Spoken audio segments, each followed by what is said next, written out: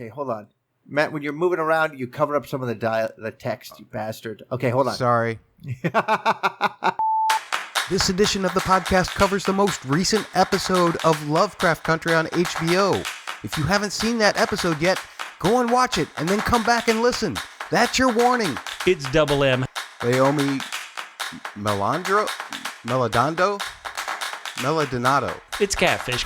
But based on the way you've written it, Matt, it's just simply Maldonado. Two wonderful panelists. Maldonado. There it is. Oh, I've heard of that before. What?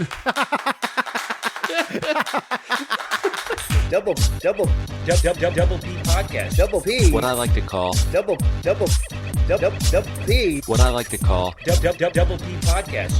Welcome to Literal Shoggoth Surprise. They come out at the end. Oh, God. It's a Shoggoth ex machina. You had one job, Bubba. One job. Wow. Oh my God. I'm already a fight and a melee has broken out. Things are out of control. This is indeed Shoggoth Surprise, a podcast about HBO's Lovecraft Country. And tonight we'll be discussing season 1, episode 8, episode entitled Jig-a-Bobo, written by Misha Green and Ihuma Ofordhire, and directed by Misha Green, her directorial debut. And as you've heard, I have lots of times given Matt a hard time for butchering Shoggoth Surprise. So we brought on a special guest to make Matt look good. That is Bubba. Bubba, you're joining us this evening. Thank you. Listeners, if you downloaded episode 3 of the podcast, where we were talking about the 3rd episode of season 1 of Lovecraft Country, you'll know I was very tough on this show, but I have kept watching. I've kept downloading the podcast like we hope you do here at the Double P podcast team. And I'm back to give my thoughts. Has the series improved? We're about to find out. Ooh. Wow. So if you noticed that the level of professionalism skyrocketed while Bubba was speaking, that's because he's what we know on the podcast as Papa Bubba. He is the Lord, Master, and Father of all of us, the what you might call brainchild behind the Double P Podcast Network.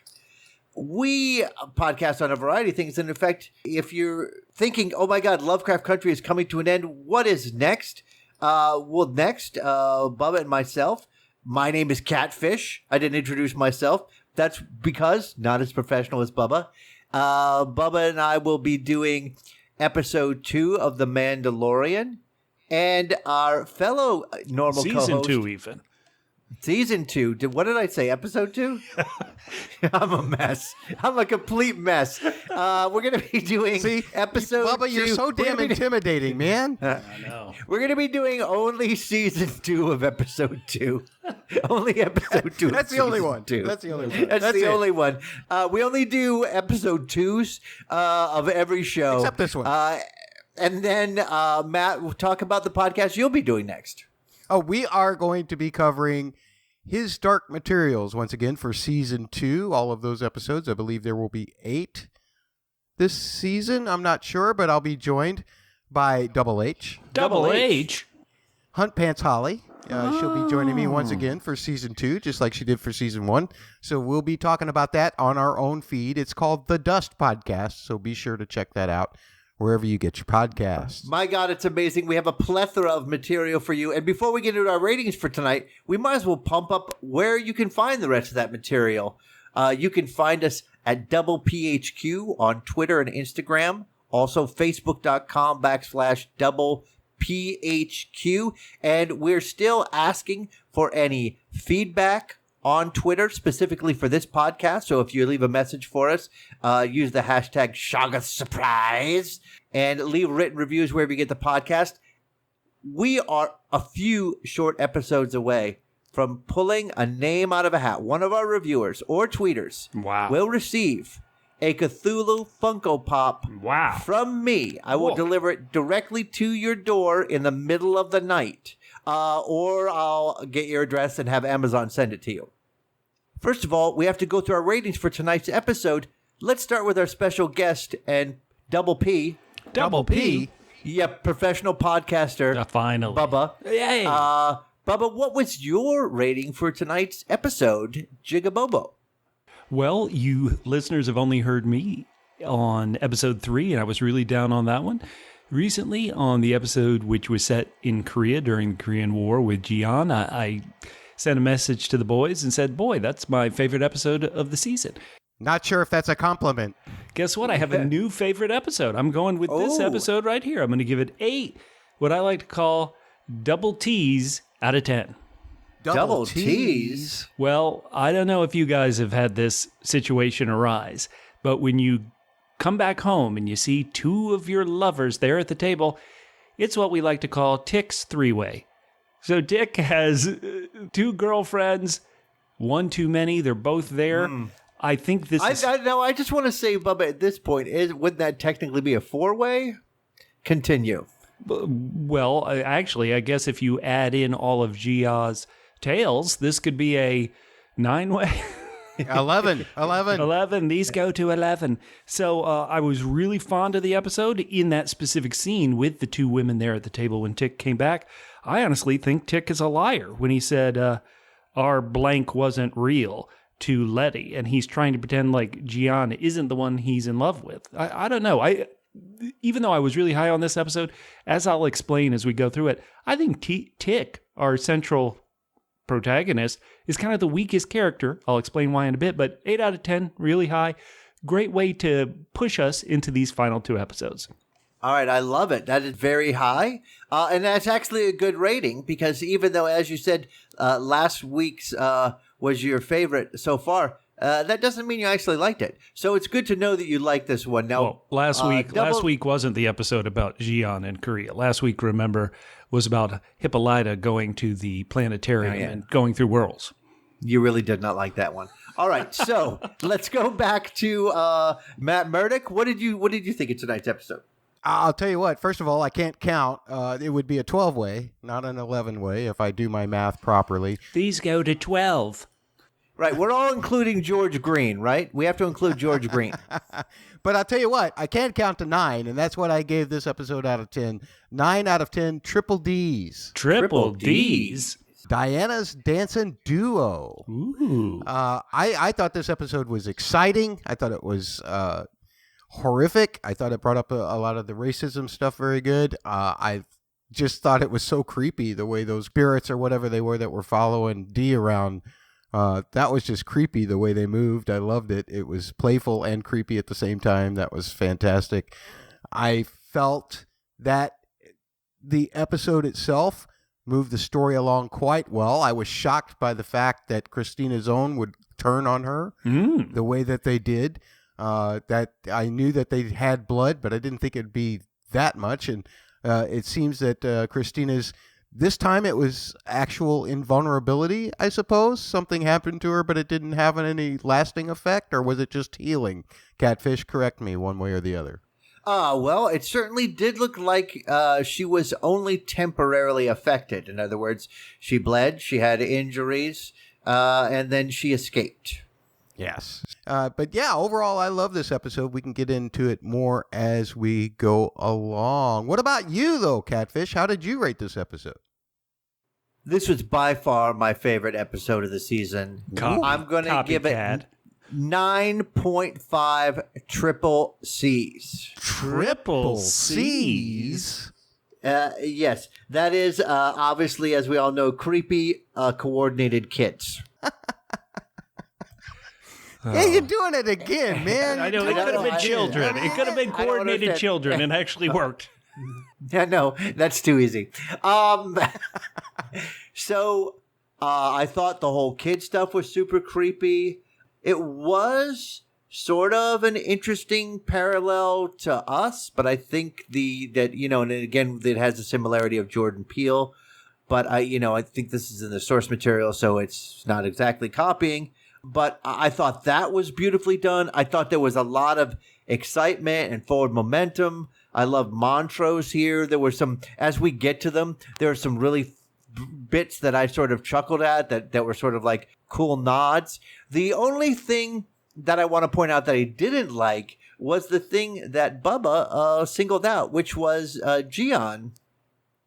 Simply because I thought after the scene was over, I thought, is that it? That's our Gian payoff? That's the whole thing? I came all the way from Korea to Chicago, and you let me talk for a minute and a half? Come on, Dick. Right. Now, Bubba, I think it's interesting that you say that you think that he still has a lot of feelings for Gian. I mean, he might, but on the other hand, being not just anally probed, but like all over probed while having sex with somebody might change your opinion. But I don't quite understand how Letty was able to be like, this is your other girl, huh? Anyway, we're going to get to all of that as we get through it, as we break down this episode. But before we break down the episode, we are going to give the most important feedback. And whose feedback is that? That is our double L's. Double L? Double L. Yeah, loyal listeners. Oh. You guys were very beautifully in sync that time. First of all, Matt, do you want to share some of this initial feedback? Sure. Well, this was in response to regarding last week's episode, Shadowcat Bex, that's at Shadowcat_Bex. But her main impression of the series so far is a GIF, a simple little GIF, a simple little meme that she sent, and it's a picture of Atticus and Christina from episode 2 when she trapped Atticus in his room. Mm-hmm. And the heading under Atticus there is me needing definitive answers, and Christina is represented the writers. So she feels like she wasn't getting enough answers in the story. I don't know if that has really resolved itself in terms of definitive answers or not. I felt that this episode was really good at nipping some things into the bud, but I love you, Shadowcat Bex. By the way, she's got a YouTube thing that she does where she talks excellently about the editing of this show. Mm-hmm. It's called The Creative Guild, so check that out on YouTube. And Shadowcats is former St. Louisan, so go St. Louis. We got some amazing feedback from Chrissy Howard on YouTube. Shut it down. Chrissy did it all, but I don't really mean shut it down. We want to hear all of your feedback. She said that's Bessie Stringfield, the first black woman to travel alone across the U.S. on a motorcycle. Thank you for that answer. Yes. Great information. She said, we've never seen William alive. Remember, the sheriff shot him, I don't know when, and Dell either died when Letty hit her and she fell down the stairs, or she was almost dead and Christina finished her off. That's a good idea. He said that he really did die. The kid is Emmett Till, and the next episode is named for him. That's what happened. She says, Catfish, I'll give you a pass because you didn't know, but that's a pivotal point in our history. Yes, I have heard of Emmett Till. I did not know he was Emmett Till. She says that breakfast looked amazing, gooey grits and all. This is a fight we're having about the gooey grits. We did. There's a fight among listeners and Matt. Runny. They were running. Yeah, who says they're not running? So she continues and says, two questions. Well, actually three. First, how did Atticus get to Hippolyta so quick? We know he was in St. Louis. However, I believe the inscription where the time machine was in Kansas City, if I'm not mistaken. However, when they showed Hippolyta's location, she was in a place called Mayfield that is a suburb of Kansas City. Or am I making it the Kansas City thing up? I'm not sure how long it takes to get from St. Louis to Kansas City, but I know Atticus should not have gotten there that fast. So I'm very confused on the matter. Now, Matt, you had done some research last week. Do you feel like you could answer this? I thought that Mayfield was a little further west than that, but the point on the point on the whole coordinates actually went to a place between a couple of other cities which are further north, way up north, like a couple hours north, up by St. Joe, which is also on the western border of Kansas, or the western border of Missouri meeting Kansas. The trip to St. Louis is about 3 hours, but by bus that would probably be 5 hours? It's 4 hours and 6 hours. It's about the same distance from Kansas City to St. Louis as it is from St. Louis to Chicago. All right. I'm not going to read her second point because it's about who George Freeman is and where Tick went. And so we got the answers to that tonight. Yes. I think fairly clearly. She says, when Tick was messing with the portal to get Hippolyta back, did he lock her in there when he was turned off the machine? It almost seemed like he broke it. However, the Black Goddess was able to transport her to wherever she wanted to go, so maybe that didn't affect things, and maybe she transported her back to Chicago, because if that's the case, where did she end up? I'm so confused. We all still don't know where she is. It did seem to me like she was saying, I want to get back so that I can help raise my daughter, but she was MIA this week. Yes, we don't know where she's at. And I guess that's what he did to when at the end of last week's episode when he was smashing things up and then grabbing everything except the comic and running out the door. Way to go, jerk. All right, do you want to continue on this one, Matt? Sure. Chrissy continues to say, I do believe Letty possesses power. Obviously, Letty's father is white, in my opinion, so maybe Christina knows that he was a member of the Sons of Adam. However, that could be a complete reach. Well, if she didn't have power before, she's obviously got power now. We saw that. Yeah. And I guess that was that Mark of Cain that came this week. Although she may have had power before that. We just don't know. It's also possible, Chrissy continues, that Christina can sense that Letty is pregnant. So maybe that's what she means as far as Ruby's family, because that would be her niece or nephew. Or like you said, it could just be because Letty and Tick are hanging out. Who knows? She also goes on to say, and this gets her in the contest, hashtag Shoggoth Surprise. Sorry for all the comments, but I need to make all these points. I do have questions, though. The orrery belonged to Hiram, and I'm assuming he used it to transfer himself to other dimensions or time traveler or whatever the purpose of this machine is. My question, though, is who was Hiram meeting and what his experiences were like? I love this episode, but now I'm just starting to think about how some things don't make any sense to me. No, don't think about it too hard. Just enjoy it. We're just along for the ride. That's right. Catfish we never criticize things. Now that Catfish has explosions, he's excited about the show again. Oh hell yes! And we got some big gnarly with the big sharp teeth and the bitey. Last comment, Chrissy says, at Shoggoth Surprise, fun facts. And this one I did not know. I love this. The spaceship was woody in the shape of a spacecraft, and the being's name was Beyoncé, like the singer Beyoncé, but the French Beyond Say, meaning beyond life, as a play on the French phrase. C'est la vie, meaning that's life or something like that. So that's beautiful. Love all those thoughts. Awesome. Anybody have any comments? Any comments, Catfish? Any comments, Bubba? This is Bubba. I'll say, Chrissy, your comments are great. We love them. She leaves them there on the YouTube comments. Chrissy, you're a superstar, and we love you being a double L. And you can leave comments too, folks, if you're listening to us or watching us on YouTube, or if you're just listening to the podcast and you want to see the YouTube, please search out Double P Media on YouTube, and you can leave comments on any of the videos that we put up. All right, and then we have Shadowcat Bex with a tweet. St. Louis girl, yay. 3 weeks for this week. It's a triple S, boys. Triple S.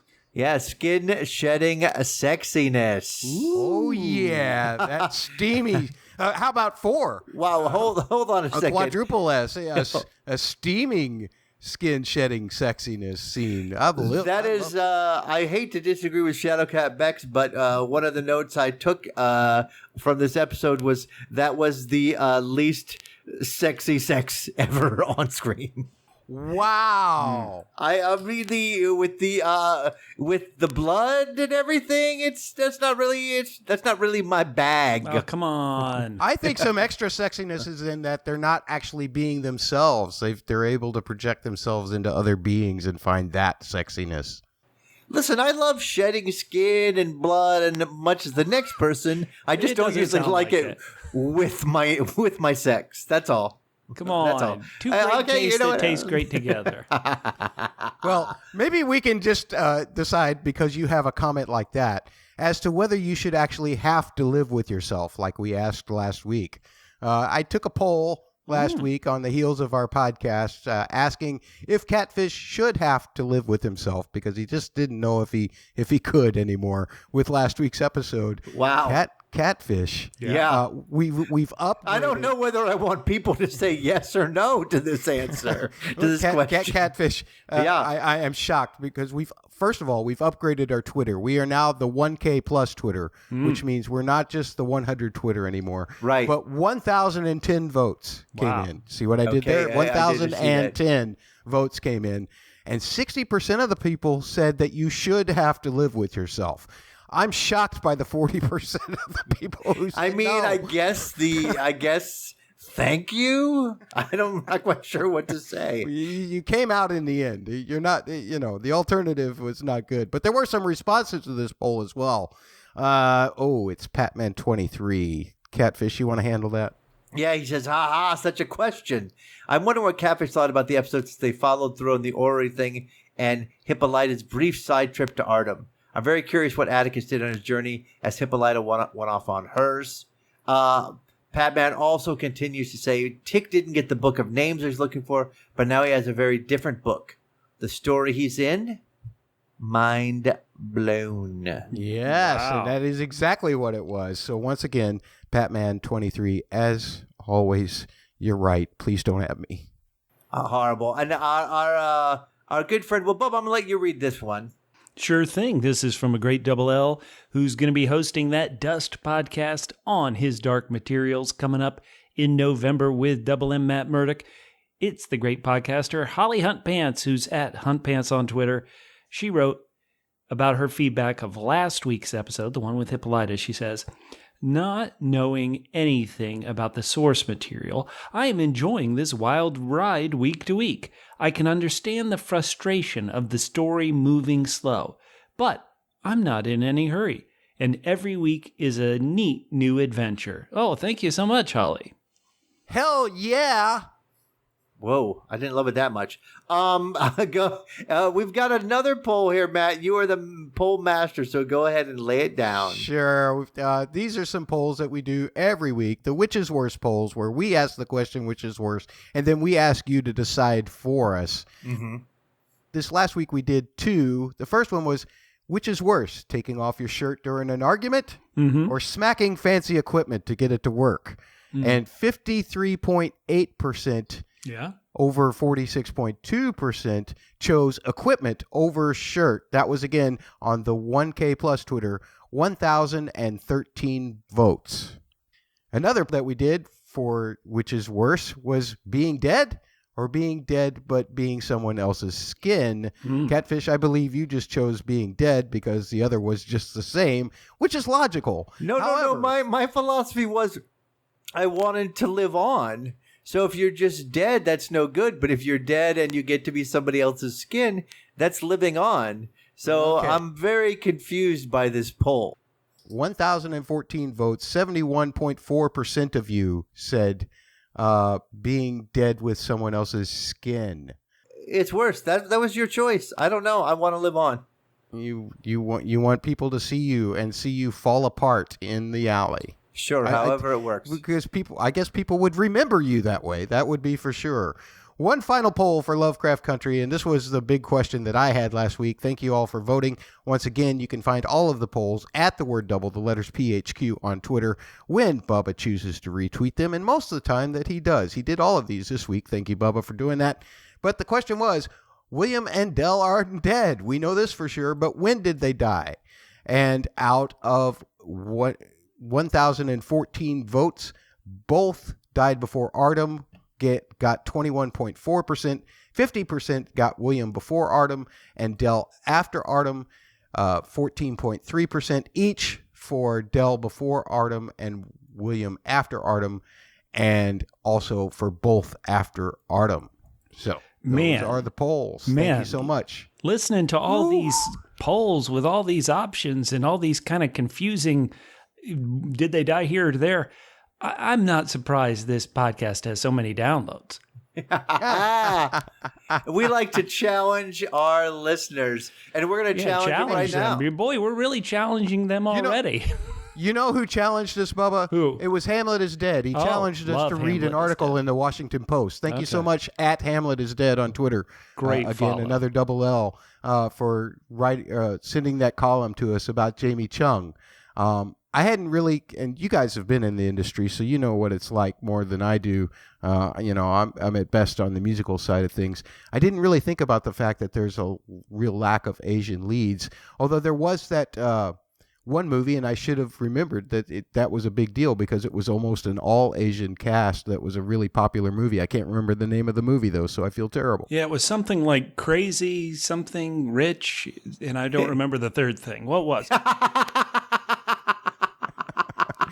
And so that's why the article about Jamie Chung is so important, absolutely important. Oh, so beautiful. All right.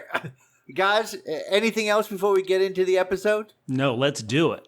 So we start off, and you guys can correct me if you think I'm totally misinterpreted, but we start off, we hear Cruel Summer by Bananarama. There's a huge gathering. There's police around. And the first thing that I thought that it was some sort of, especially with the music, I thought it was some sort of like, street carnival or a get together at first, just briefly, and then it becomes fairly obvious what is happening. Montrose, Letty, Atticus, Diana, and Ruby are lined up to go in and see Emmett Till, who ends up being our friend Bobo, who was missing last week and took an ill-fated trip. Some of the things we see, people coming out of the building, and they have buckets there for people to get sick in, so they're expecting that. So it is, it feels like a, it's a witnessing here. It's a witnessing, and like a lot of people in this last summer have showed up to protest to say, I'm here, we're here. Catfish, can you imagine how difficult it must have been for a mother, and brave for a mother, not only to have to face the fact that her son was dead and killed in such a horrific way, but because of you heard the thing about the smell, and Dee saying, that smell's coming from the inside, figuring out that that's coming from the inside. How brave it must have been for that mother to have had an open casket visitation like that. That must have been awful for her. Yeah, I mean, awful for her, but also, important for other people. That's what I mean by brave, for sure. Of course. Yeah. So they start. Letty is arguing with whether they should tell Dee about Hippolyta or not, and then Dee is just experiencing. I don't know whether it's just that or she's experiencing something else. Maybe it's just in combination with missing her mother, but she sort of runs off. There's some girls at a store who are laughing. She throws some rocks at them, and then she gets stopped by the cops, who ask her if this is their comic. They also put some looks like kind of an asterisk on the ground in chalk, speaking the words of Adam, spit on her forehead, and then they leave, which completely shocked me. Almost as much as the Cream of Wheat man who watched her as she left, which was strange because he was painted on the wall, so he should not be able to watch her as she leaves. No, but this is the most. We're talking about these horrific real life events with Emmett Till, and people should, if you haven't already, read up on it, because it's we need to be aware of the horrific history that exists in our country. Here we're Americans recording this.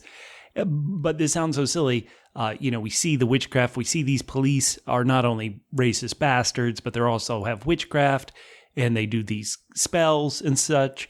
But the only thing I could think about was, man, I actually enjoyed Cream of Wheat when I was a kid. Like, I really ate it when I was a kid, and I enjoyed it.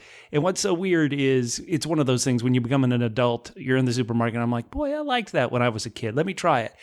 I didn't like it at all as an adult. Oh man, no, I still love it. You just got to add enough milk to it and add some sugar to it.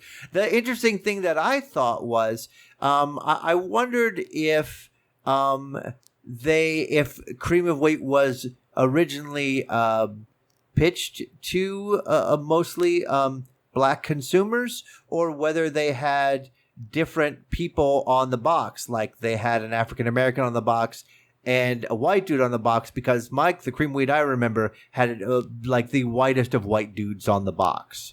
So it wasn't like Aunt Jemima. So either they started off one way, or in a way that you don't usually see, where they had branding for African Americans and branding for Caucasians. Marketing? Wow. Well, I don't know. I don't know whether they even bothered, but that's interesting. So Letty goes home looking for Dee. She sees Gia there. Ruh-roh.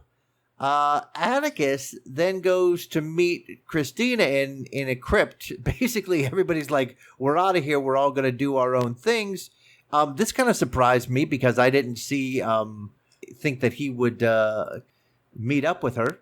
But he did call her. He wants to know how to cast a spell and offers to trade the key from the Ori for it. Of course, because, he knows that, at least he thinks, it's broken. So this key is useless to her. And she tells him to cast a spell, you need intention, energy, and a body. She says, chalk, not good. She said, blood is the best. She shows him the protection symbol, tells him how to use it. And then he asks her about the autumnal equinox. I have a friend of mine who's also very focused on the equinoxes. I'm not. It seems to me to be an odd thing to be concerned about, but it turns out that's the right thing to talk to her about. She's crazy about the equinoxes because that's when she's going to achieve immortality. When everything aligns. That's the way that magic works at its most powerful. And I would suppose that an equinox is an alignment of sorts. That's sure. Yeah. Can I jump in on a couple of things? Sure. One is that you're right. You go to things around the world, for example, Stonehenge, or the mounds in Ireland, just north of Dublin, that I've been to, where they're based on these burial mounds, where when the equinox hits, the sun can come into the mound kind of straight all the way to the back, but only on that day. And it's brilliant what these ancient cultures have done around the equinox. So that is a powerful thing within the world, and certainly magic would find its way to that, I believe. The second thing is I want to get to my trouble with Atticus, Tick, as a lead character. And what's so troubling is that it feels consistently that, for at least for me, this is my opinion. Once again, listeners, I hope you don't have this opinion at all. He seems to be the trouble. Like, all the other characters are great. He's a good actor. It's just now he's suddenly going to Christina. When I was on this podcast, when I was talking about episode 3, I kept pointing out, what does Tick want? What does Tick want? And you guys said things which I agree he wanted, but they never felt strong. They never felt developed. And I used some examples on that podcast where I said, well, in The Little Mermaid, she's going to sing a song, I want to be part of your world. So we know. I said in Star Wars, Luke Skywalker keeps saying things like, I want to go to Tashi Station. I want to learn the ways of the Jedi and be like my father. He keeps telling us our wants. Han Solo keeps saying, I'm not in this for this. I'm in it for the money. So we know his want. And I realized after the podcast that I was using examples of children's entertainment, like The Little Mermaid or Star Wars. But then I thought back to the pilot, the very first episode of Game of Thrones. Characters in that keep saying what they want. The King Roberts says things like, Ned, I want you to be hand of the king so I can eat, drink, and fool around and go to an early grave. Sansa says, oh, I want to marry the prince. It's all I've ever wanted. Characters are always telling us what they want, so that if we like the characters, we want them to achieve those goals. Or if we don't like the characters, even if we don't really care, we don't want them to succeed in their goals, so we're happy when they don't succeed. Tick, he's wishy-washy. The character, I should say. Suddenly he's this, suddenly he's that. Now he's going to Christina when, was it really just 4 episodes ago? Or maybe it was in episode 3, he's suddenly like, stay away from me, stay away from me. Wait, no, now I need your help. Help me, help me. You guys tell me. Tick wants to protect his families and the people he cares about. So I understand that, and I'm down with that goal. But outside of that, Does Tick love Letty? What does Tick want? You guys tell me. Why do I have such trouble with the main character in this show? I'm so glad that you're in reruns again, Bubba. But the whole thing, I was just waiting for him to mention something that's not an example of child entertainment. Oh, sorry, Game of Thrones with its is not child entertainment. That's a good point. Definitely aimed, all those exposition scenes definitely aimed for the 13-year-old. That's for sure. I could go to other things too.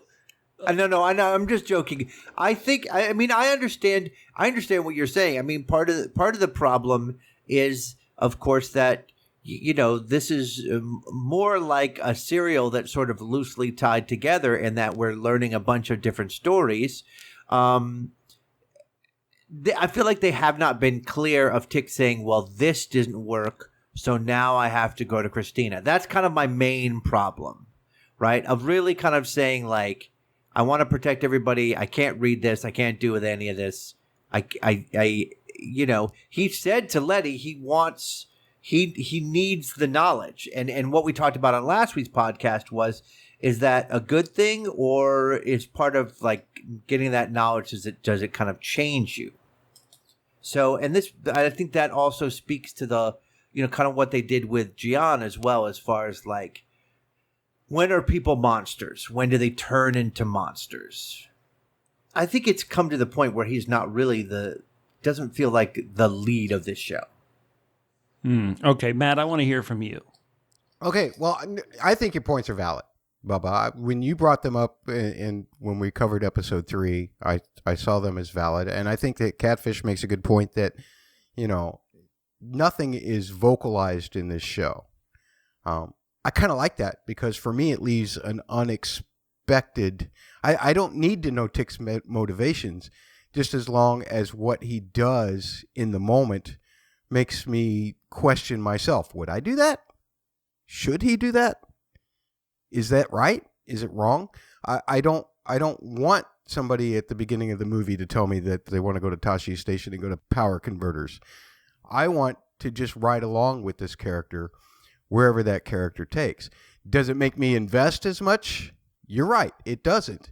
But at the same time, I'm much more invested in riding the wave, so to speak.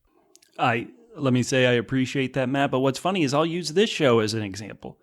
Ruby, everybody knows what her goal was, right? What was Ruby's goal? She wanted to work at Marshall Field, right? She wanted to be the first Black person to work in Marshall Field. That was her goal. She kept saying it. And so we wanted her to feel it. We understood her disappointment when she wasn't. And when it felt like this other person got hired, maybe because that terrible manager wanted to fool around with the girl or whatever. And so, just in my own opinion, I think Ruby's a stronger character than Tick. And so... Well, what does Ruby want now? Because as she said tonight, she learned that's not what she wants. Well, I think especially for Ruby, I think the deeper seated thing is, as she said in her episode, the one that the initial skin shedding episode, is she's tired of being interrupted. She can't. She's looking for herself as a person. She's tired of having to be that Black woman, and so whatever means she's going to go to may change. As to what her direct thing is. It wasn't just about being Marshall Fields. It was about being a Black woman in Marshall Fields in terms of something that would make her stand out from other Black women. And I think that was the key for her. Yeah. I mean, let me make this clear, Bubba. Like, my problem with this show, until I kind of gave up and just went along with the ride today, was like... the story that I thought we were going to follow based on the first 2 episodes, we're not really following. And Atticus is the quote-unquote lead of that story. So if you get to the point where I did, where you say, okay, we're just kind of deceived that he's the lead because he was the lead of the first 2 episodes, you do have to give up on that. Otherwise, you don't really see a strong through line for him. I totally understand what you're saying. I'm not trying to argue against it. I'm just saying that what maybe we thought because of the first 2 episodes, it is not really what's been borne out by what they've been doing. and that is that Atticus is the prime mover for things, or that everything is keyed to him. Okay, well, let me say I wish I liked what I consider this main character more and understood his motivations more so I could connect with him. And I feel like all these other characters I just feel stronger towards. Listeners, if you disagree, please, please, please, you can't unsubscribe unless you subscribe. So subscribe, write us on Twitter at DoubleBHQ on Twitter and Instagram, Facebook.com/DoubleBHQ. Give us those YouTube comments. If you disagree, I want to hear from you, and I will definitely trust your opinion more than my own. So I just felt like I had to say it right now, because when Tick shows up and has this conversation with Christina, I was still lost. I was like, wait, what? And it also makes me think, I've kind of been thinking this for a while, well, I guess in the end, it makes sense that he's going to Christina, because if she's quote unquote the big bad, right now she's really not that bad, right? Like she is out for herself. She can't understand what our heroes are going through with the racism and prejudice they have to face every day. But until yeah, Until. Good point.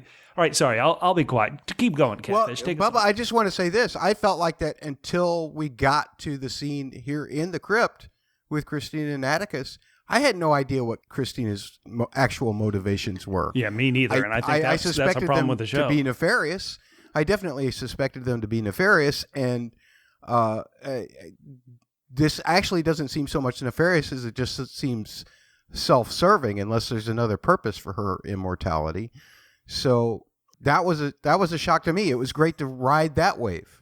I mean, for sure, as I said, the setup we got in the first 2 episodes, where he was the last remaining relative and trying to open up this whole thing, and that everything seemed like that was going to be super important. But now I've gotten to the point where I don't, Atticus's kind of effect on the story to me, and it gets proved later on in the episode, I think, is not any more important than other people's effects are going to affect the end game of what's happening here. Right on. All right, so that was a good discussion. I preferred the one last week where I just went, yeah.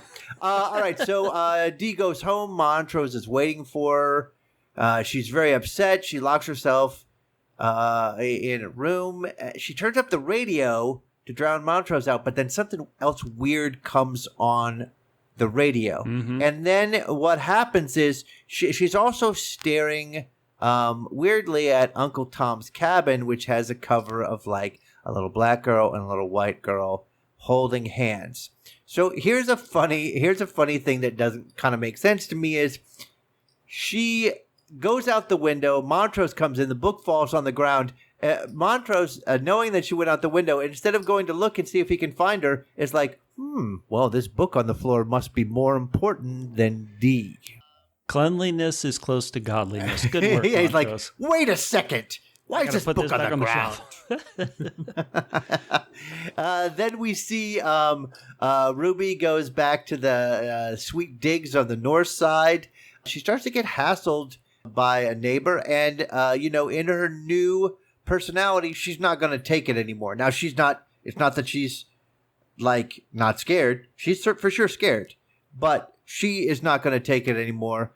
Before we can see how that could end, William shows up. He smoothes things down. Ruby says that Emmett looked like a monster, and then this is where all the excitement happens. First, he gives her a bath, and then he goes to kiss her, and she's like not having it while she's in the bath. But then she takes the potion, and somehow William understands, because as she's taking the potion and her eyes are turning green, William's like, this is the time. He starts taking off his clothes. Hey, there's nothing like playing dress up when you're having, no matter who your partner is, play a little dress up when you have sex. Well, okay, I am not serious enough a person to truly ask this, but I'm going to ask this of our listeners. Okay. In that, you know what, I'm not even going to ask it. Maybe well, okay, let's say a poll. Okay, go ahead. Let's ask all right, it. I'll try to ask it, listeners. If this doesn't make any sense, I apologize. am I just too boring as a white straight man that if I found out that the beautiful woman and or man, the person I'm attractive to, could occasionally be a different sex, am I open enough to suddenly be okay with that?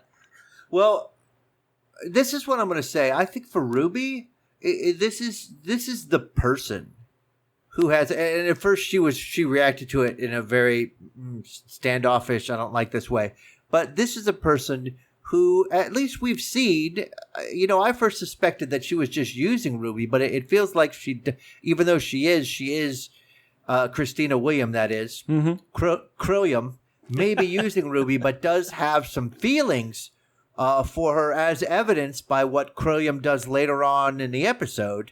So I think that Ruby senses that, and this is the first person to sort of respect her as a human being, and also who has allowed her to flourish, who has given her access to magic. So I think, it's sort of the it was sort of the what's his name movie with Patrick Ghost, right? Oh, where good point. Yeah. when we see in Ghost, right, you see that when we see Demi Moore and Patrick Swayze kissing, if we really saw reality, we'd see Demi Moore and Whoopi Goldberg kissing. Right. That's a great Right? point. And you've spoiled Ghost for everyone. Sorry. Yeah, Sorry. I mean, that movie Sorry. just came out, didn't it? Patrick Swayze's alive. So I mean, I think that so I think that she has definite feelings for Crillium, which is why they have that conversation later on too, which we're going to get to, which I have questions about for the two of you guys. Okay. Oh, great. We move from that excitement to Tick coming home to Gia and Letty sitting across the table from each other.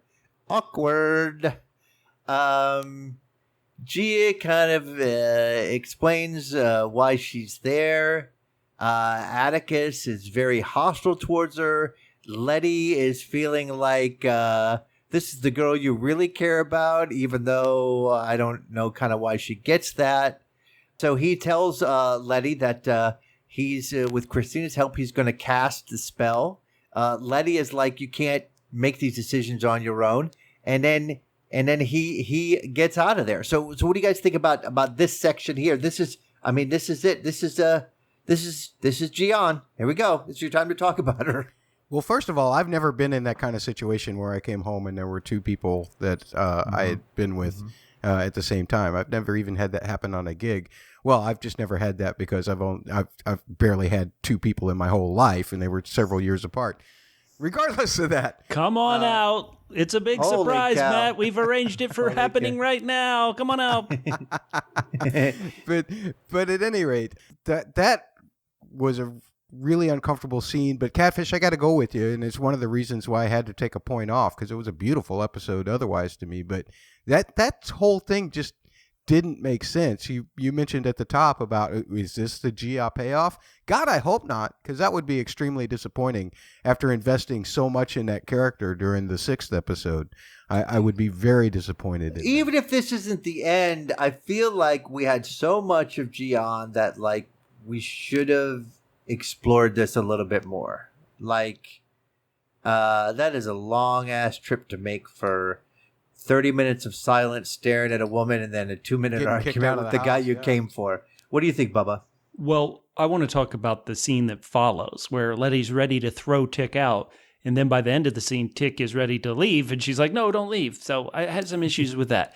But I want you guys to correct me on something. Did Gia, has she already slept with man number 100 and killed them? Yes or no? Could you tell? I got a bit lost if she had done that or not. She did say about that she. It was either Letty said, so you've slept with 100 people. I don't think she has. Well, here's the thing that I think. I don't think it matters if she has or not, because at the end of that 6th episode, the Moondonk said, you will see many lives in this form. And I didn't know if she was talking directly to the spirit or if she was talking to the spirit within Gia, saying that even, it's... you thought this was a deal, but anytime you make a deal with the devil, look out.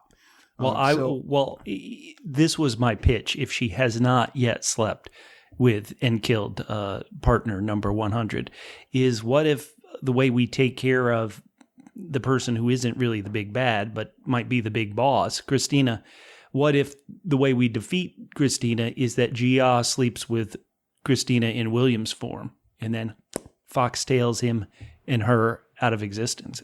Booyah. Boom. That would be delicious. A spoiler alert. Bubba's been right about a lot. That would be amazing. What about Christina's invulnerability spell? They'd have to all work about that in tandem, would they not? Somehow they got to get that spell off of her. Right. Okay. Or whatever it was that protected her tonight. I won't call it an invulnerability spell. Sorry, Catfish. I think that Crilium is going to stay with Ruby. Crilium doesn't seem promiscuous. I don't see any reason why Crilium would choose to get together with Gia. You know what? I think Crilium is actually really interested in Ruby because she's so frank with Ruby. Yeah, no, that's a good point. We'll get to that in a bit. Well, what did you guys feel then about Letty and her kind of whiplash scene with Tick, where she goes upstairs and feels like she's trying to say, "Get out of here! You're in, I'm pregnant, and you're in love with this other woman. Leave." And then they have this back and forth, and he's like, "I'm going to find these spells," and yada yada yada. And suddenly she's like, "Wait, no, stay." Well, I would say to you that, although again, at the end, I want to make it clear that I agreed with your concerns about Atticus, is that Letty is someone whose motives and desires are even more obscure to me than Atticus's. And this is I've had a problem with this from the beginning. I felt like for too long they did they're together, they're at each other, then they're together at the end of the episode, then the next episode they're not. I mean they did that like 3 or 4 times. Yeah. But now that they're together, I still don't. For her, I definitely don't see what's going on. Now, maybe finally now you see it. She wants to protect the baby, but up until this point, I don't know what she has wanted at all. See, I just read that scene as the information unfolds. Letty has the presence of mind. Letty has the presence of mind to change your mind and to understand the weight of it. I think that's very characteristic of Letty's character. She was the first one back in the episode when they first started trying to decode everything. She was like, no, these words, this is part of the evil. It's descending down on all of us, which seems to be working out to be true to me. All right. Well, the next thing we're going to cover is again the Triple C's. Triple C's. Yeah. The creepy coordinated kids. They're at the train station. Yep. And I think this is the first time we get the idea that no one else can see these kids. I didn't know. They're creepy. I mean, the big bad we see at the end, everyone can see that. So up until this point, I didn't know whether the creepy kids could be seen or not. It's clear at this point the creepy kids cannot be seen. Let me just say again, all their movements, the dancing, the skipping in unison, and then all the weird movements, that is just right up Catfish's alley. I just loved it all. Catfish and folks, sorry to go off on a tangent here, but do you remember in Delightfully Dreadful how I said... What's Delightfully Dreadful? Oh, it's a podcast that you can find that covered the first and only season of Penny Dreadful City of Angels. The single triumphant season. Oh. Yes, the single triumphant season. And it was a great podcast, which will never be heard again unless you go and find it on iTunes or wherever you get your podcast. Regardless of that, there was, I think it was episode 8 of that show where we were talking about the house and how the mama was running around in the house and trying to figure out what was going on.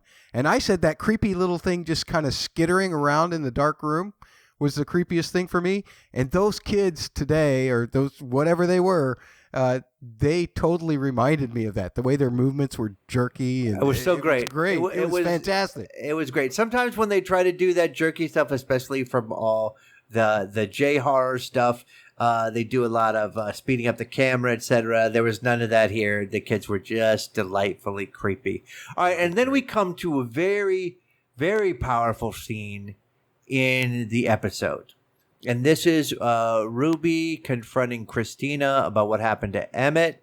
And then Christina comes back at her. So let's first talk about, that Ruby says Christina will never understand the kinds of things that African Americans have to go to. And what she hates about Christina is that Christina does not care at all, doesn't have any idea of what it's like.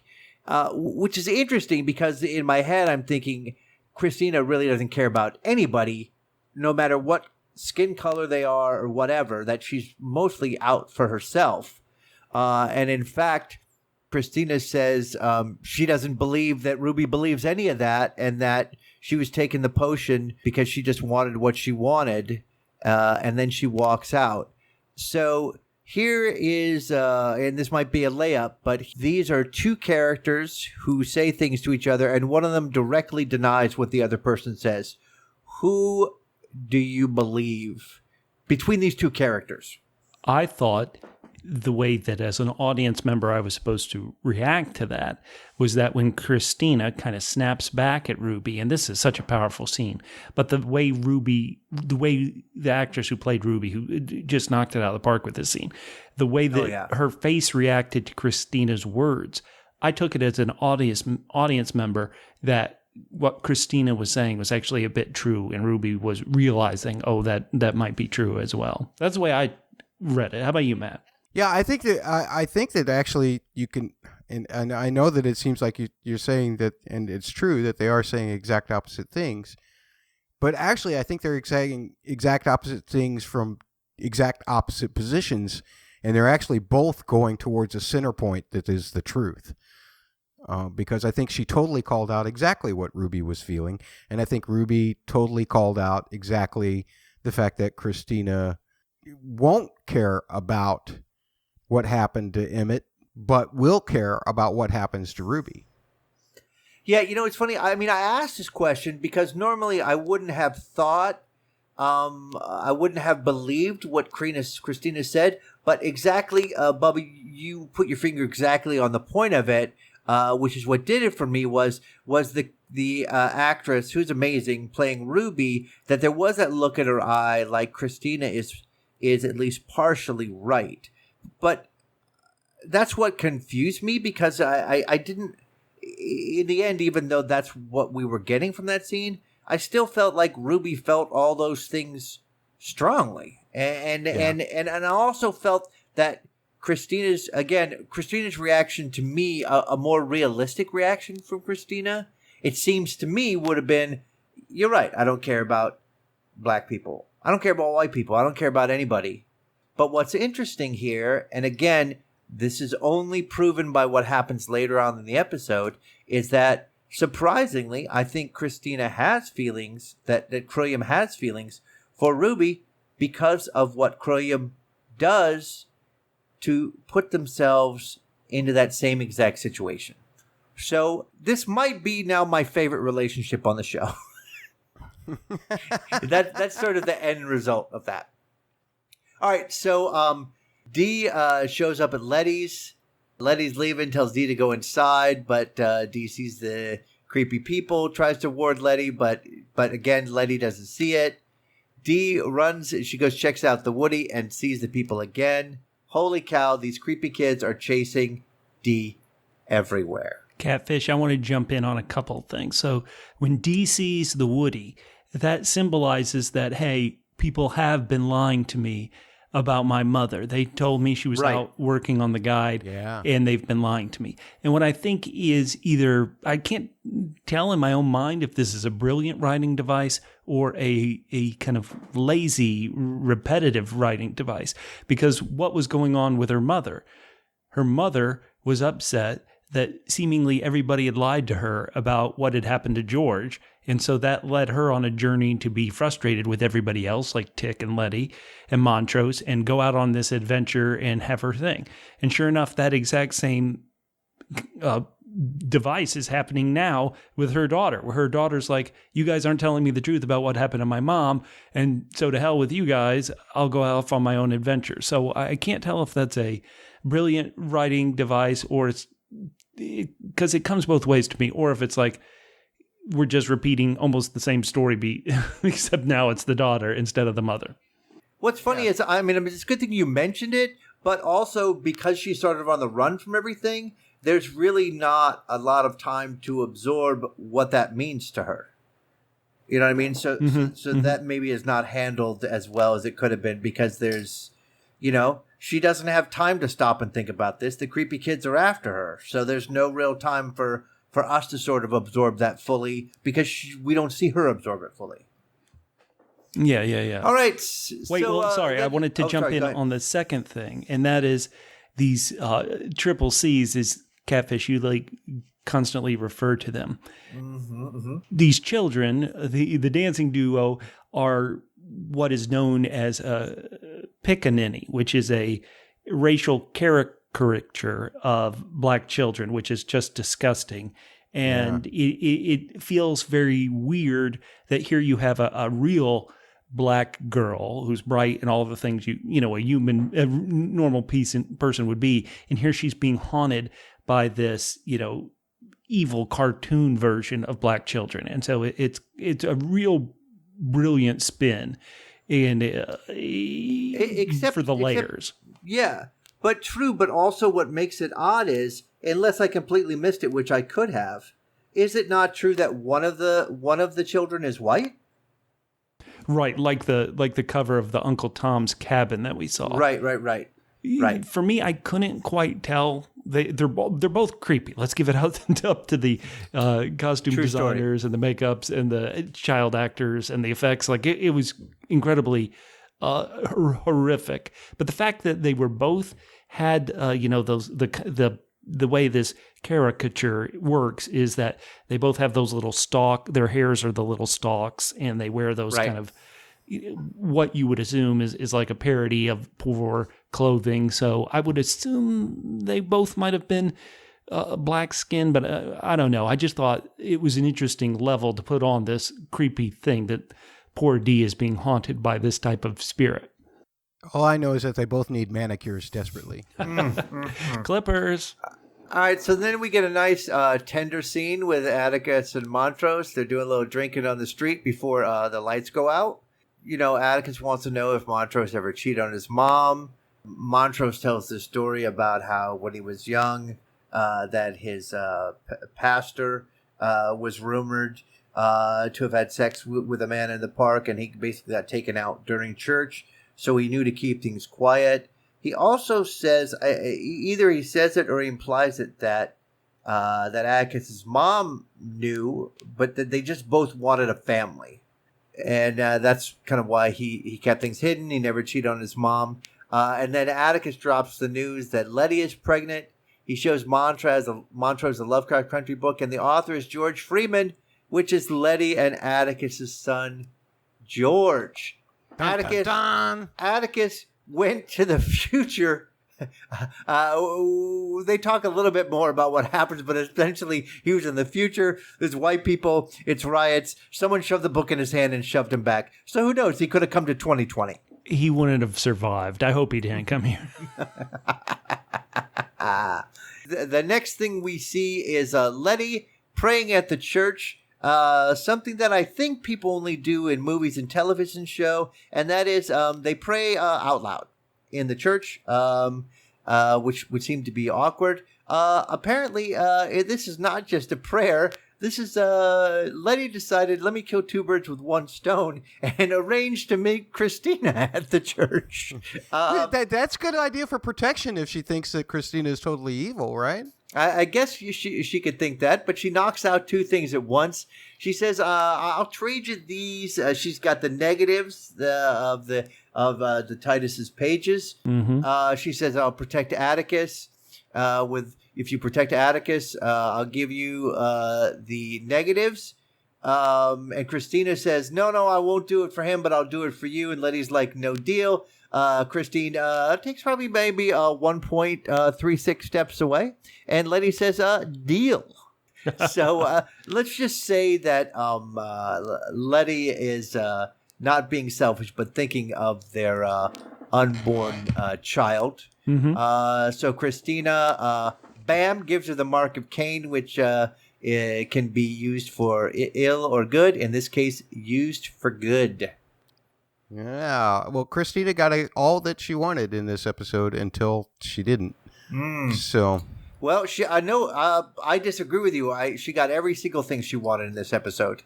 I think you're from the hints you dropped so far. I think you're misinterpreting something, but maybe I'm wrong. All right, so we have another interim of Dee running away from the kids, running away from the creepy kids. Then we are with Atticus and Montrose. They're going to talk about the book. Very funny that Atticus says there's a few differences between the book and our lives, and as you would guess, the differences they're talking about are the differences between the show and the actual book. George is not dead in the actual book this is based on. Mm-hmm. So there's a little meta fun for book readers there. He says Christina will sacrifice Atticus for immortality on the first day of fall, so he asks Montrose for advice. Montrose would do everything he can, including sacrifice himself to save his son and grandson. Now, this is going to come up a little bit later, but I have a question for you guys. If you are having someone read a very delicate spell in a different language, and then you find out that they're dyslexic, do you still have them read it? No, that's exactly what I thought, Catfish. It was. And if it doesn't work, do you assume it didn't work because the spell was bad, or your dad missed up a hola and umfa?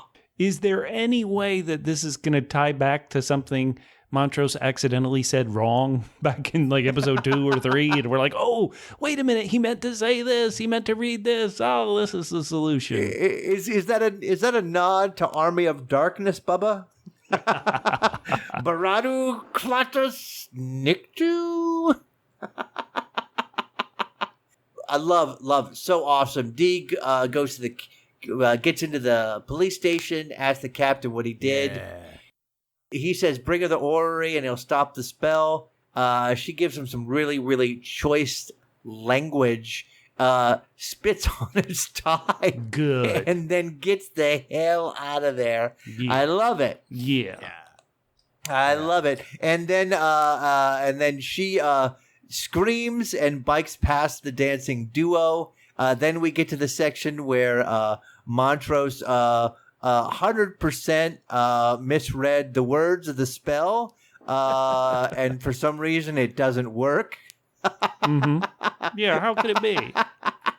Impossible. I have to think the writers at that point. I mean, this has got to be a joke, right? I mean, the second he finds out that he's dyslexic, he asks him to read what's gibberish and assumes he's going to get it right. It's either sloppy or funny, and I don't know which. I wouldn't be able to read any of that stuff, whether I was dyslexic or not, to be honest. I applauded his effort. All right, so now I really thought it was odd that his favorite book was The Christo of Monty Count. Here we come to this section that I think Matt totally misread, in that Christina paid people to beat her up, shoot her, tie her to a cotton gin wheel, just like what was done to Emmett Till and what Ruby had said earlier, you'd never understand. Yes, they explicitly say, I think when they're walking away, why would anyone want to die that way?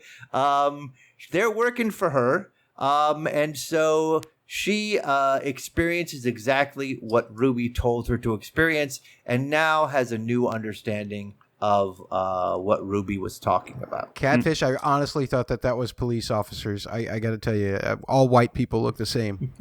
I could Hell yeah. I could tell by some things you said throughout. I was like, I don't think he got it. All right, let's mark one up for Catfish. Catfish understood one thing tonight, and that is one more than usual. So let's celebrate. All right, so Ruby comes to see Letty, and Letty tells her she's pregnant.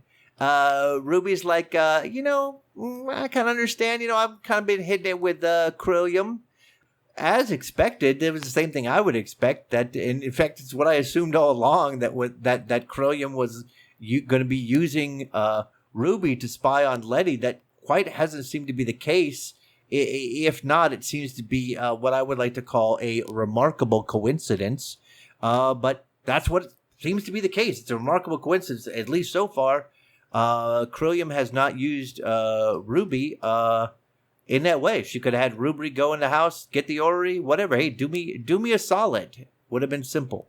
There are cops outside, and then we see Dee. She's going to defend herself at the shop. She is now, Bubba, as you were watching carefully, what is Dee doing there? Is she trying to draw them out of existence? What is she trying to do with her drawings to defend herself? That, I have to be honest, I don't know exactly what she's trying to do, but she was trying to limit their access into the room she was in so she could see them coming, and she was going to beat them to death. How you can beat evil entities to death.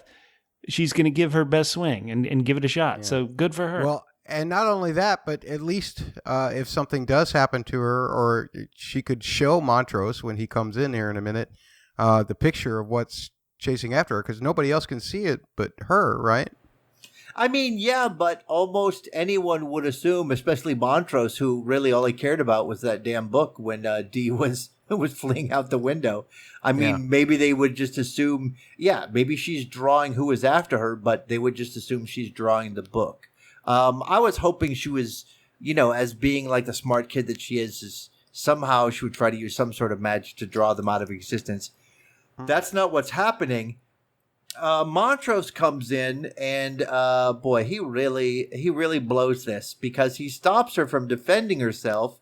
He can't see them, but because she's no longer defending herself, now they are attacking her, while Montrose is essentially holding her so they can attack her. Great job, Montrose. Oh, yeah. I forgot one other funny thing that happened with Montrose. Let's hear it. When they were doing the book thing, and they mentioned the dyslexia, and maybe that's why they mentioned the dyslexia, Atticus says, are there any other secrets you have? And there's a brief moment of, should I tell him he's not merely my son? No, I'm not going to do that. So I didn't cover that at the time, but that's exactly how I interpreted that moment. Ah, yeah, good catch. What's next? We're at the house. The cops are there. They're like, we've got a warrant for your arrest. And basically, if you wanted to be doing something bad in this town, this is the exact time to do it. Every single cop in town is in front of this house. Mm-hmm. They're like, well, let us in. One guy walks in right away, so we're like, oh, no big deal. But then the guys who have the low-level douchebag magic, they're blocked from coming in. Love it. So they're like, okay, let's just leave. Their choice is, I don't quite understand how this works. I guess maybe they think that if they kill every single person in the house, that the protection spell will be over. I don't know quite if that's how the way that protection spell would work. It seemed to me you can't re-kill that goat that died to protect the house. It's dead already. Well, how about this? But How anyway, come the guy who could walk in the door just doesn't go get the orrery himself, and they'll be like, bring it down here. We'll wait here on the porch. Well, he's under the impression the captain's not letting him know exactly what he's looking for. The captain wants to get right. Their story is is that there's A terrorist group there. some troublemakers in the house, right? Right. That doesn't mean that he can't tell the guy, hey, if you don't see any troublemakers, but you see something that looks like some spinning globes, why don't you go ahead and grab that? So that's a good point, Bubba. Way to ruin the whole show for me. I'm trying. So during this bullet Storm. Let's call it a bullet storm. Bullet storm on the house. I knew Letty had this invulnerability spell. I was ready for her to go Neo and just walk outside and be like, "Eat it, suckers." And have the bullets bounce off her and take them all out. That's where my head went. I went, come on. And so when they finally showed a bullet bouncing off her, I was like, Letty, let's go, girl. Get your bat, which you're so successful with, and let's take out some suckers. Yeah, that is, this is part of, I was so excited about this part. This is a lot of action here. So Atticus runs up to Letty's house. The cops are drawing on him. Letty knows she's invulnerable, so she's like running in slow motion. No, Atticus, no! And we see the bullet come out slowly. And then just as the bullet is about to hit Atticus, boom! Creature from episode 1 and 2 drops down. It's not really. It's not Cthulhu. It's just a creature. It's a damn creature. It wasn't a Shoggoth surprise. Yeah, I thought it was. I was certainly surprised for sure. And it takes a bullet. It takes down all the police. Holy cow! Somebody else's arm gets bit off. It seems to me that this magic really requires a lot of arms. A lot of arms are sacrificed in the use of this magic. That's another thing we found out tonight, whose arm that was floating around in their Indiana Jones adventure. And then the Shoggoth looks like it's going to attack Atticus, but Atticus puts his hand out on the head, just like Daenerys on Drogon. Oh, yeah. And it just stops. And Letty's like, "You are invincible." Yeah, when you said it just stops. Shoggoth time. Love it. Yes, love it. Love it. So, a lot going on in this episode. We don't know what the end result is going to be with D. I assume that we're going to see Hippolyta at some point in the next couple episodes. Krillium has now got access to everything they need to do whatever thing they think they're going to do. But now they have kind of greater appreciation for Ruby and the overall Black experience. And so there's a lot coming up. And I got to say, I guess this kind of brings Atticus back into the lead again. But at this point, I'm interested in so many other people's stories. Like you said, Bubba, like I'm more interested in what's going on with Hippolyta. I'm more interested in what's going on with Ruby. Mm-hmm. I'm less interested in what's going on with Letty just because, I have less knowledge of what she wants than even what Atticus wants. So, at this point, you could just say, protect the baby. Well, okay, but that's not really a thrilling end result. That's not active, really. It's more defensive. Any other comments you guys have about tonight's episode? Once again, I want to go back to my positiveness at the beginning. It got me excited for these final 2 episodes and how it comes together. The series across season 1 has felt like what I assume the novel is, in that it almost feels like an anthology series where the stories are tied together by the characters, as opposed to maybe a Black Mirror anthology where it's tied together by the theme of technology and stuff. The fact is, I watch Black Mirror by somebody saying, oh, that episode was really good, and I'll watch that one episode where I won't watch maybe a whole season of Black Mirror. And so maybe that was another reason I've had trouble getting into Lovecraft Country. But tonight, where things felt like things were coming together and it was building to these high stakes and the story seemed just progressing in a way that even if I had trouble with certain areas of it, I could understand and get thrilled and get scared by. I'm excited for these final 2 episodes. I can't wait. I still have some questions, of course, mainly in the dichotomy of what happened to Hippolyta and what happened to Atticus. But I'm going to save that for my 3 words. All right. Excellent. All right. So as we're all going to do is now we're at that point where we're going to play some games. We've got some great games. The first one, of course, is What's Worse? Everybody gets to come up with a What's Worse. I'll start off this evening, guys. Okay, so like I talked about, this show is all about losing arms. So, what's worse? Losing your arm in a complicated contraption? In a Indiana Jones-like maze? Or losing your arm by having it bit off by a Shoggoth? So, what do you think, Matt? What do you think is worse?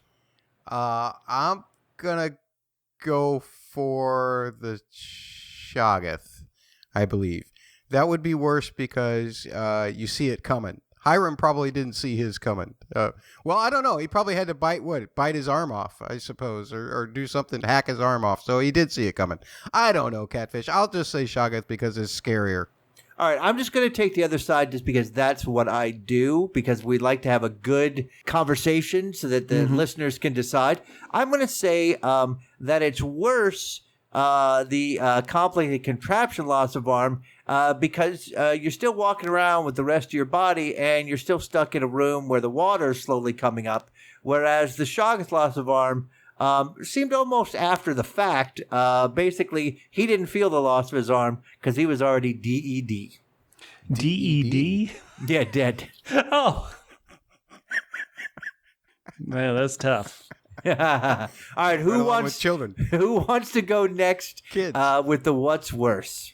Yeah, well, listeners, as you know, there are certain things that are just tough. You know, it's a bit like, what do you hate more, apples or oranges? And so here's my what's worse question for the week. So what's worse, guys? Double B, bloody bed sheets, or double C? Double C? Crusty cream of wheat, which is... Well, obviously, I'm going to have to do the crusty cream of wheat. Oh, it's right. It's right there in the words. Cream of wheat. This okay, is crusty. If you have cream of wheat that's crusty, that's no good. That's the worst ever. Worse than bloody bed sheets. Look, you can always get new sheets, but if you're sitting down to a meal and you're hungry and your cream of wheat is crusty, your day's ruined. Okay, Matt. Well, I got to go for bloody sheets because it just kind of ruined, or bloody what is it? Bloody bed sheets, Matt. Come on. Oh, bloody We're bed the Double sheets. P Podcast Network. All right. Yeah, sure. Well, I got to go for double B's because nothing ruins a great night of being passionate with the person you love than them just spilling out all over the place on you. Listeners, I want to know what you think. I have to be honest. I think the worst is combining them. When you look in your bloody bed sheets and you realize that you've spilled your crusty cream of wheat. Oh my God! Or you get delivered crusty cream of wheat in your bloody bed sheets. Oh, that's breakfast! the worst. Breakfast in bloody bed sheets. I have a poll limit, folks. I have a poll limit, okay. So I can only put out so many polls. But we will put those up. There will be on my personal Twitter, and they will be retweeted by Double P. It's fine on Twitter at the word double, the letters PHQ on Twitter. In other words, I don't have a what's worse. You didn't have it. All right. Well, hopefully, Matt, since this is your bit from the beginning of time, you've got a 3 words. Well, I do have a 3 words, and I did start it. I started it long before the language of Adam was ever created. Yes. But the 3 words that I came up with, because Catfish and Bubba ruined the episode for me, I started thinking about this as we were talking. From the future? ? Because Atticus says he went to the future, but Hippolyta in last week's episode was saying many, she was doing the many worlds theory, and those coordinates, I don't know if they correspond to a multiverse or not. And so now I'm confused. And what about you, Bub? Oh, wait, I have 3 words? Yeah, I hope you so. Okay, so I have thought long and hard trying to come up with the 3 words that describe this episode, which features so many set pieces, so many thrilling things, and mine is This House Bad. Not This House Scary? Oh, is that what it was? I I don't even couldn't remember. Okay, good point. This sounds scary. Wow, that is exciting. That's a callback to podcast episode 3 here on Shoggoth Surprise. Yeah, what do you have, Catfish? All right, my 3 words for this episode are reads Montrose poorly. Oh, no, I'm sorry. Montrose reads poorly. I'm sorry, I got those words mixed up. Terrible. All right, so again, not just... don't just answer our poll questions. What's worse, also share with us your 3 words. Yeah. I have to tell you, I think we usually do a pretty good job with 3 words, but not tonight. So send yours in so that we can have 3 good words Please. for this episode. Matt, now is your time to shine. Let's do it. Just like you have for the rest of the episode. Let's talk about way the to music. cover yourself there. Way to cover yourself. Let's talk about the music for tonight's episode.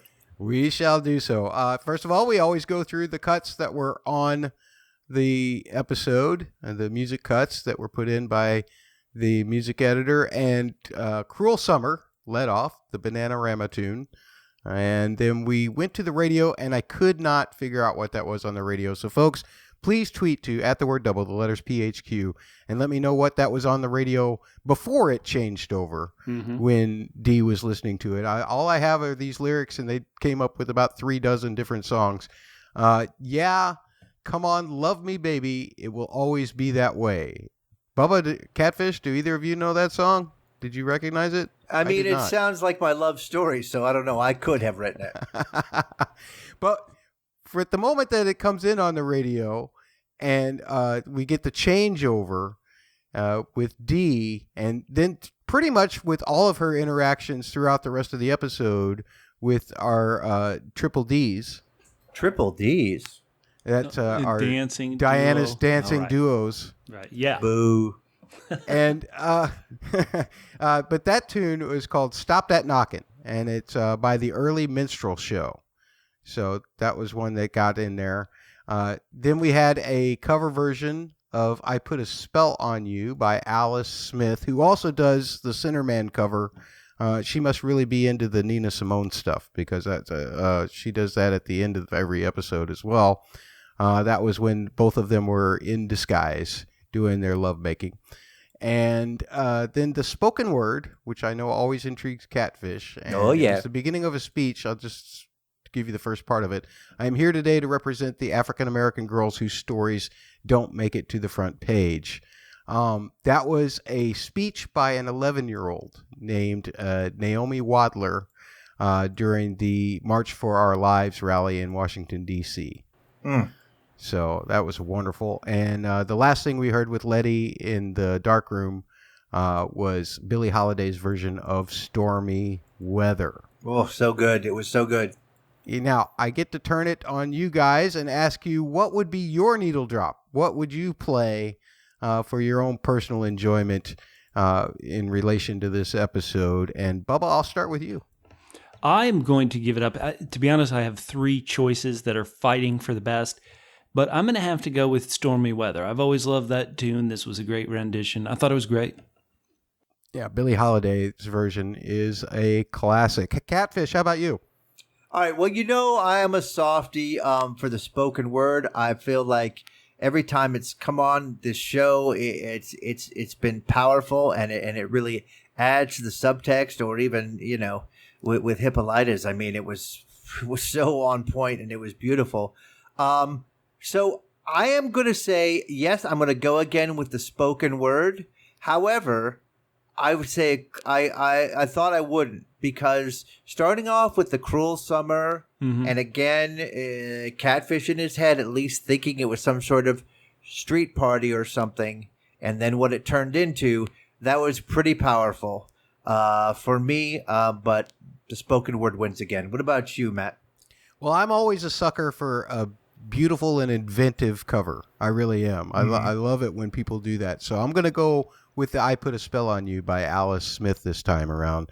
Folks, we want to know what your needle drop of the week was for this episode. Please, again, tweet @double, the letters PHQ, or you can comment in the Facebook, facebook.com/double, the letters PHQ. You can leave comments on the YouTube if you wish. If you're watching it here on YouTube, you can always also just search out Double P Media on YouTube. And as for the musical analysis this week, I went back to last week's episode, and we did have an occurrence of these motifs in the scene where Atticus first walked in, and Gia and Letty were realizing that Gia, actually it was when Letty was realizing that Gia still loves Atticus. That theme came up, and it's important because we've heard a lot of music that uses certain kinds of scales and this uses a similar sound, but it's an entirely different mode that helps give it a different kind of flavor. You could, if you don't like the music comments or the musical analysis, you can skip ahead about 10 minutes, or if you're on YouTube, just hang around for about 10 seconds and we'll be back.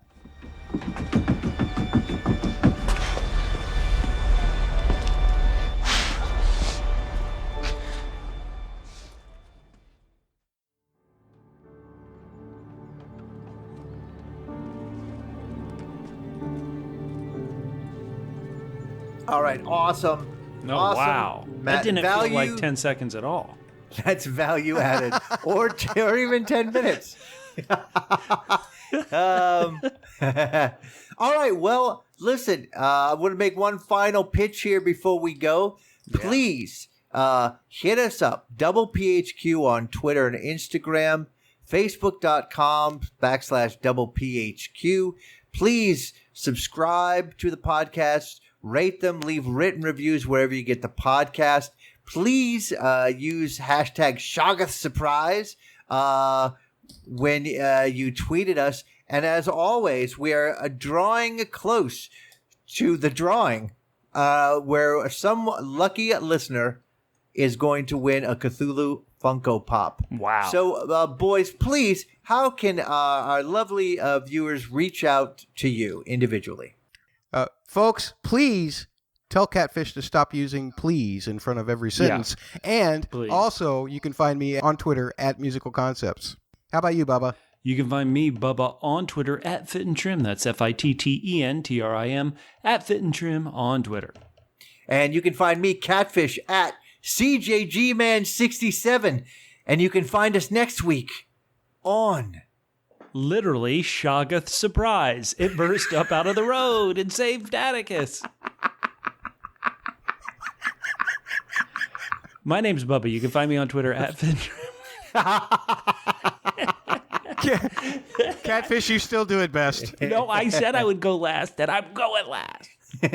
Yeah, but it's not over until someone says it right. You can find me at Musical Concepts. Wait a minute.